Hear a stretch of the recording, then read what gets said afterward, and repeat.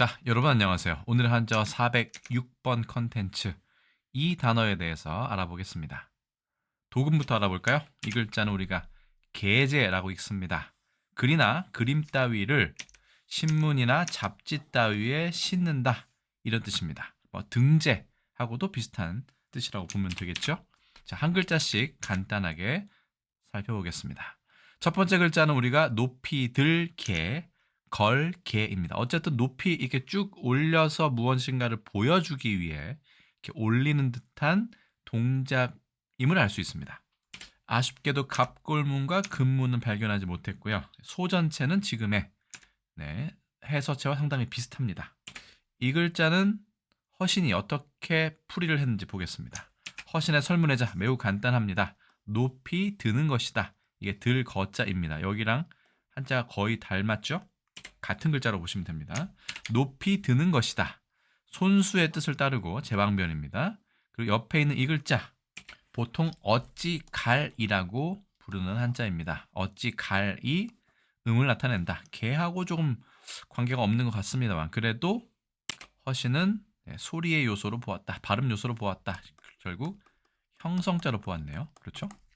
저는 여기에서 이 글자가 어떤 뜻을 갖고 있는지 간단하게 생각해 보았습니다. 이 글자가 원래 어찌 갈자입니다. 어찌. 그런데 이 글자가 이렇게 의문사로 활용되기 전에 잘 보시면 옆에 있는 이 글자가 있습니다. 이 글자는 빌다, 그렇죠? 구걸하다, 빌다 개자입니다.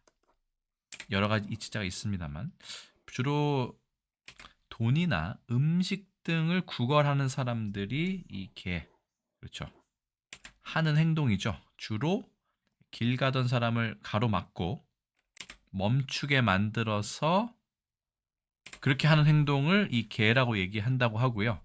위에 쪽은 이제 그 가로 왈자, 이야기하다라고 친다면 이거는 누군가의 길을 가로막고 말을 하는 겁니다.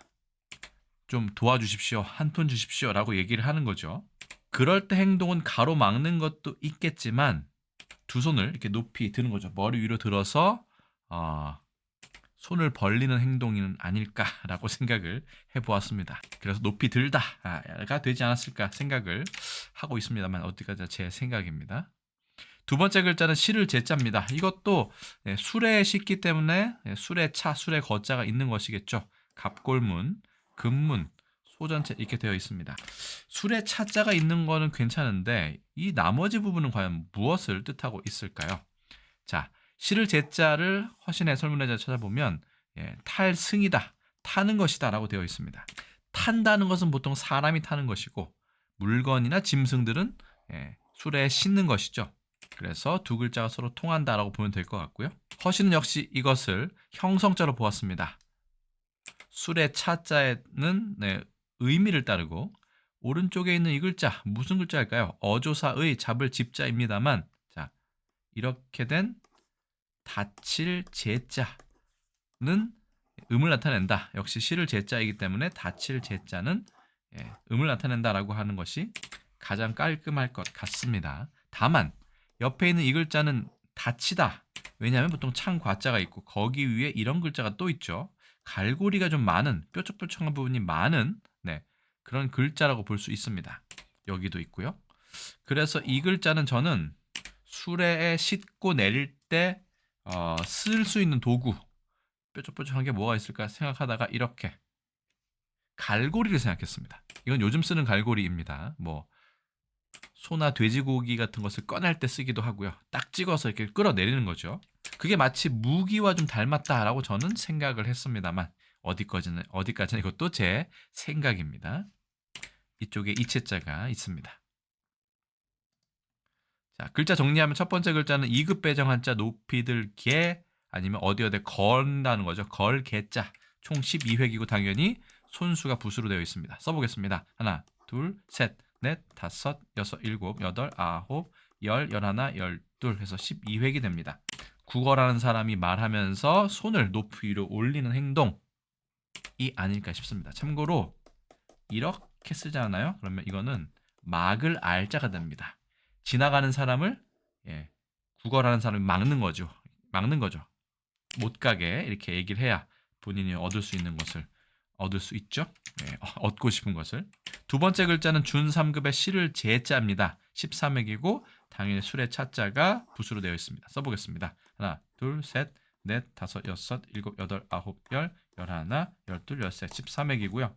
옆에 이게 다칠 채, 창, 갈고리 같은 거 있는 것은 짐을 싣고 부릴 때 좀 편리하게 쓸 수 있는 도구가 아닐까 저는 생각을 했습니다. 그래서 계제 이렇게 읽는 것이죠.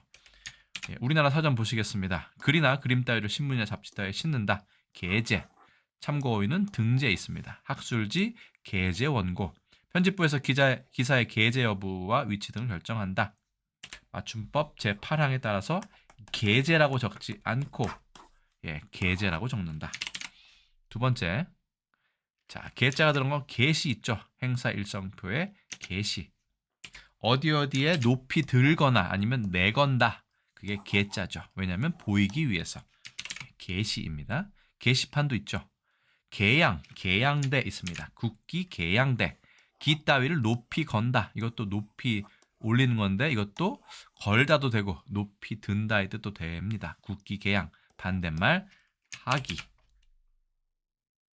자, 제자가 들어간 말 탑재 있습니다. 배, 비행기, 차 따위에 물건을 실음. 탈, 탑자, 실을 제자입니다. 이것도 탈, 승자하고 비슷한 뜻이기 때문에 어디에 싣는다라는 비슷한 뜻이 두 개가 겹친 것이죠. 오늘의 한자 201번 컨텐츠에서 말씀드린 바 있습니다. 자, 적재도 있죠. 물건이나 짐을 선박, 차량 따위의 운송수단에 싣는다. 적재. 전제란 말도 있습니다. 무단전제. 어떤 곳에 이미 발표되었던 글을 다른 곳에 그대로 복사해서 옮겨 싣는 것입니다. 예전보다는 요즘이 훨씬 더 전제하기가 쉽죠. 대신 허락을 받지 않는 것은 무단이라고 붙습니다. 오늘의 한자 181번 보시면 왜 무단 결근, 무단 전제할 때 이 무단에 이 끊을 단자가 쓰였는지 자세하게 설명한 내용이 있습니다. 참고해 주시고요. 자, 제자가 들어간 말 전제, 기재, 등재, 연재 등 제자가 들어가는 말은 상당히 많이 있습니다. 우리나라에서는 계제라고 읽고요. 중국에서는 제자이, 일본에서는 게사이라고 해서 한중일 삼국이 한자는 살짝 다릅니다만 그래도 비슷한 발음, 같은 용법을 사용하고 있는 것을 알 수 있습니다. 우리도 등재라는 말이 있듯이 중국에서 땡자이 혹은 일본에서도 도사이라는 말이 아주 자주 사용되고 있습니다. 영어로는 publication이나 insertion이나 printing 정도로 의역할 수 있겠죠. 자, 조선왕조실록에 보시면 계제가 15건 검색이 되는데 모두 다 근대에 들어온 쓰인 것이고요. 일제강점기 치하의 계제, 그 다음에 광복 이후에 계제 표현이 있는 것으로 보아 조선왕조 후기부터 지금까지 사용하는 글자이고 혹 최근에 생긴 글자이기 때문에 표현이기 때문에 일제강점기에 우리나라에 들어왔을 가능성도 배제할 수 없습니다. 그래서 오늘의 한자 406번째 시간에는요. 높이들 개, 걸 개자와 실을 제자가 포함된 단어 계제에 대해서 알아보았습니다.